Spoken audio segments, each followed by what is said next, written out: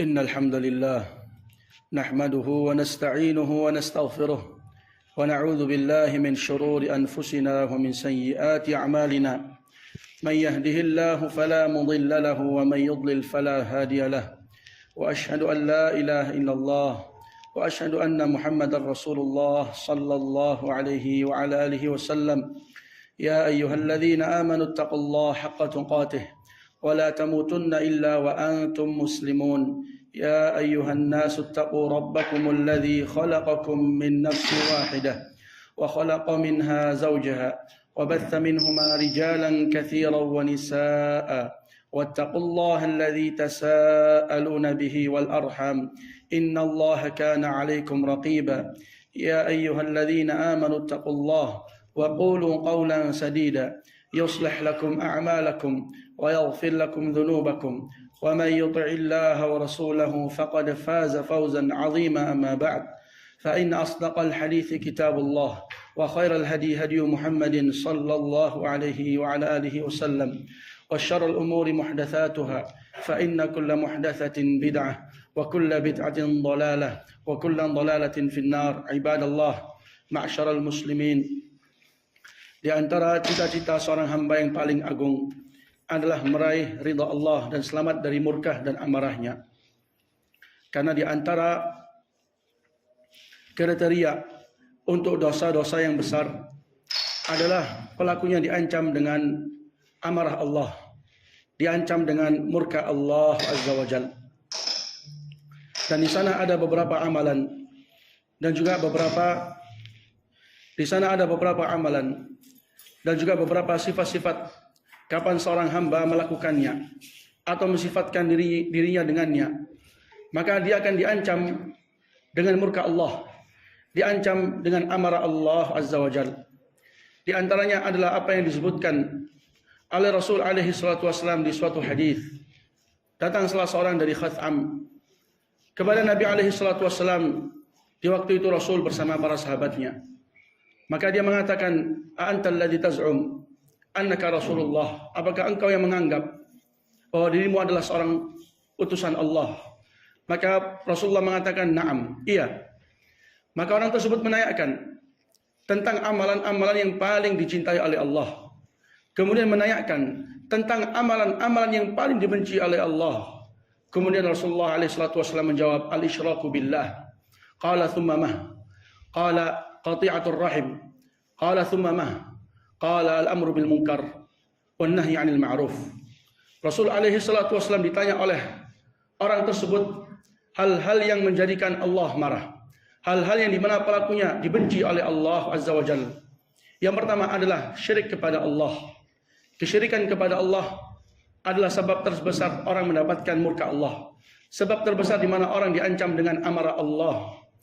Di mana tatkala seseorang menyekutukan Allah dengan menjadikan selain Allah sebagai Tuhan, dengan mengagungkan selain Allah, baik itu kuburan atau seorang wali, maka itu semua bentuk kesyirikan, bentuk kekufuran, di mana Allah Azza wa Jalla murka dan marah terhadap pelakunya.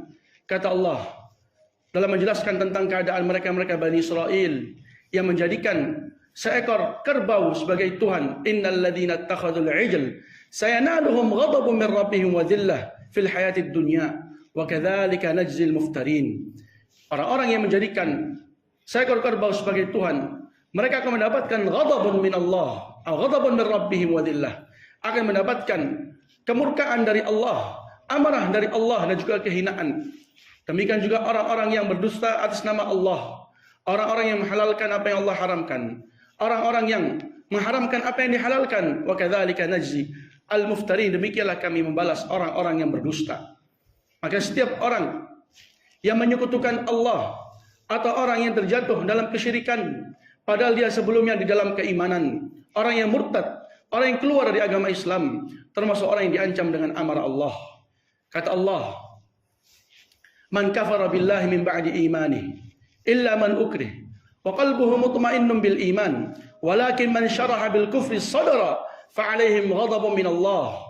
Maka orang yang dia itu kufur selepas keimanannya, kecuali orang yang dipaksa dalam keadaan hatinya itu tenang dan kokoh di atas keimanan, maka orang yang kufur selepas keimanan, fa'alaihim ghadabun minallah, atas dia atau atas mereka kemurkaan dari Allah, amarah dari Allah. Ibadallah, maka kesyirikan, kekufuran adalah sebab terbesar di mana seorang hamba akan terkena amarah dan juga murka Allah, di mana Allah Azza wa Jalla akan menghapus semua amalan orang-orang yang menyekutukan Allah Azza wa Jalla, dan juga para malaikat dan juga seluruh manusia akan melaknat mereka pelaku kekufuran, pelaku kesyirikan yang murtad dari agama Islam.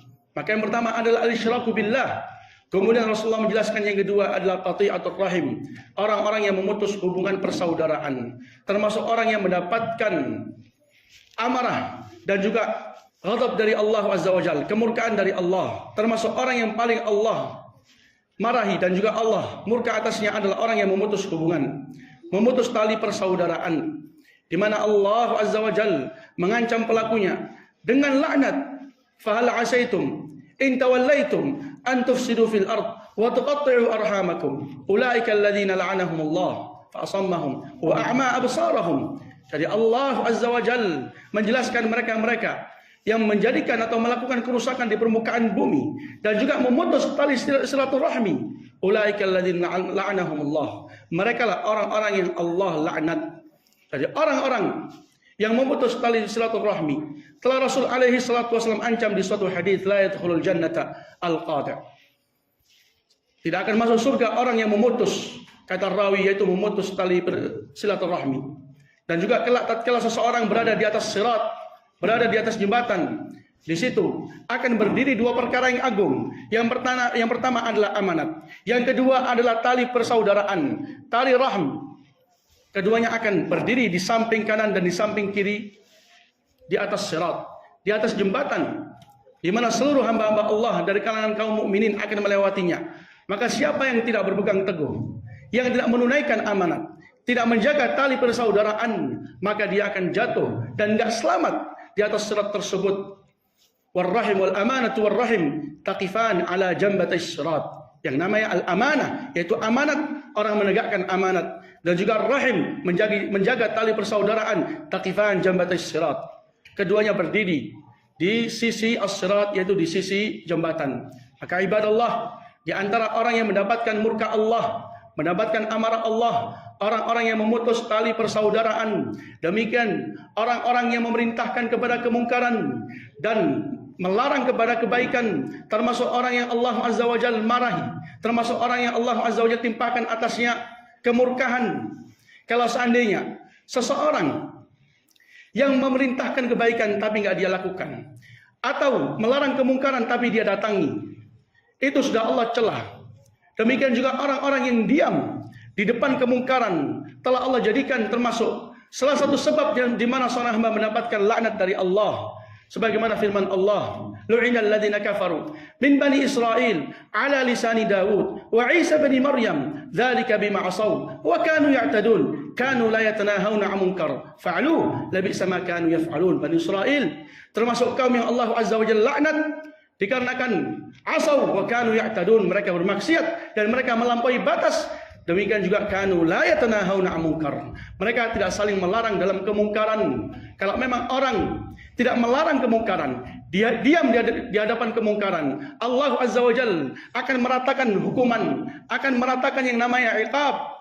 Maka bagaimana dengan orang yang memerintahkan kepada kemungkaran dan melarang dari kebaikan?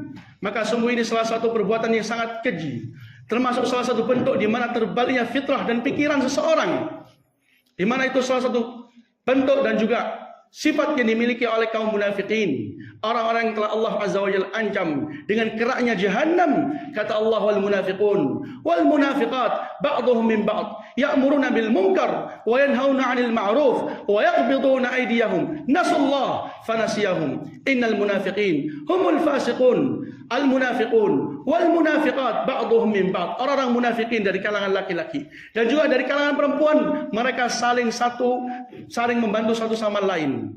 Apa kata Allah? Ya'muruna bil munkar wa yanhauna 'anil ma'ruf. Mereka melarang kemungkaran dan mereka memerintahkan kepada kemungkaran dan melarang dari kebaikan. Dan mereka termasuk orang-orang yang kikir.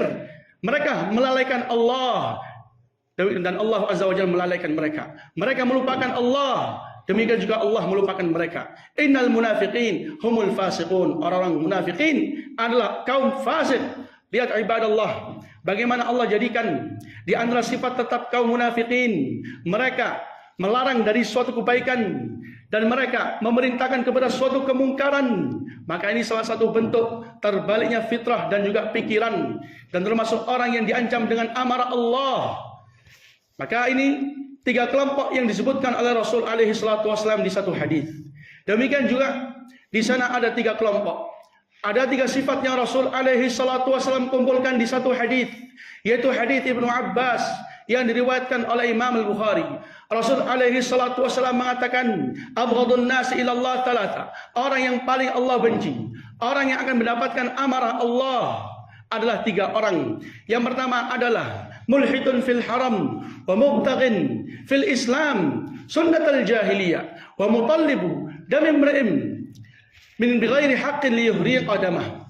Yang pertama adalah orang-orang yang melakukan penyimpangan, kemaksiatan, pelanggaran di tanah haram, baik itu di Mekah atau di Madinah. Orang yang demikian akan menjadi orang yang paling Allah benci, termasuk orang yang paling Allah Azza wa Jalla marahi.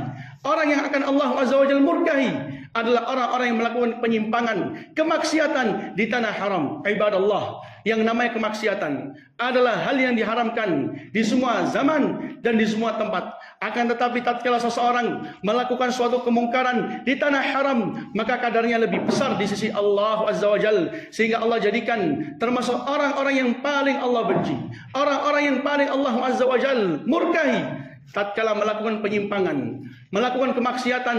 Berapa banyak di tanah haram orang-orang yang menyekutukan Allah dengan memanggil nama Nabi alaihi salatu wassalam, memanggil nama Husain, memanggil nama Ali, memanggil dari kalangan para wali-wali Allah Azza wa Jalla. Ini kesyirikan. Berapa banyak di tanah haram orang-orang melihat kepada lawan jenisnya. Berapa banyak di tanah haram orang-orang menghalalkan yang namanya foto, di mana itu termasuk hal yang dilarang dalam agama Islam. Maka itu semua bentuk penyimpangan di tanah haram. Kalau seandainya Allah Azza wa Jalla mengancam orang yang hanya hasrat, yang hanya azimah, yang hanya berkehendak, yang hanya tekad untuk melakukan kemaksiatan di tanah haram, sudah Allah Azza wa Jalla ancam dengan adab yang pedih. Kata Allah, "Wa may yurid fihi bil had nudziqahu min adzabin alim." Siapa yang dia itu ingin berkehendak untuk melakukan dengan suatu penyimpangan di tanah haram, hanya berkehendak, kata Allah, kami akan merasakan bagi dia dengan azab yang pedih. Ibadallah, ini salah satu orang yang diancam dengan kebencian dan juga amarah dari Allah Azza wa Jalla, yaitu tatkala seseorang melakukan penyimpangan di tanah haram.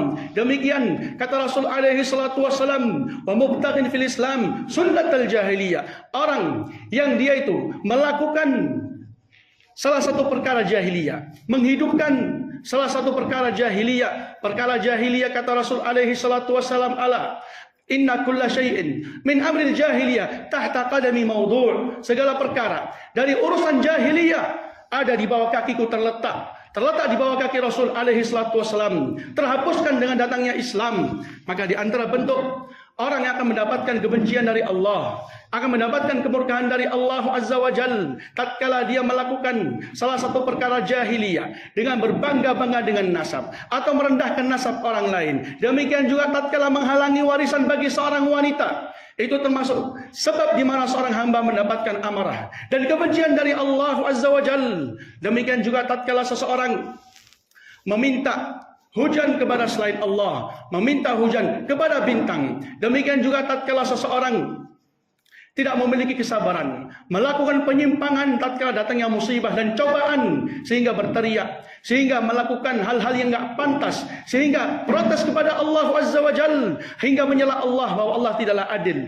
Semua ini adalah perkara-perkara jahiliyah, di mana kapan seseorang melakukannya, maka dia tergolong orang-orang yang paling dibenci di sisi Allah Azza wa Jalla. Demikian juga wa mutallib dami imri'in muslim bighairi haqq liyuhriqa damah. Orang-orang yang menuntut darahnya seseorang tanpa kebenaran, tanpa ada alasan, tujuannya untuk menumpahkan darahnya. Orang yang demikian termasuk orang yang diancam dengan kemurkaan Allah, diancam dengan kebencian Allah Azza wa Jalla tatkala membunuh. Orang yang enggak boleh dibunuh, baik itu orang muslim atau orang itu orang kafir, dan sesungguhnya darah seorang muslim lebih mulia dan lebih agung di sisi Allah Azza wa Jalla. Walhamdulillahirabbil alamin.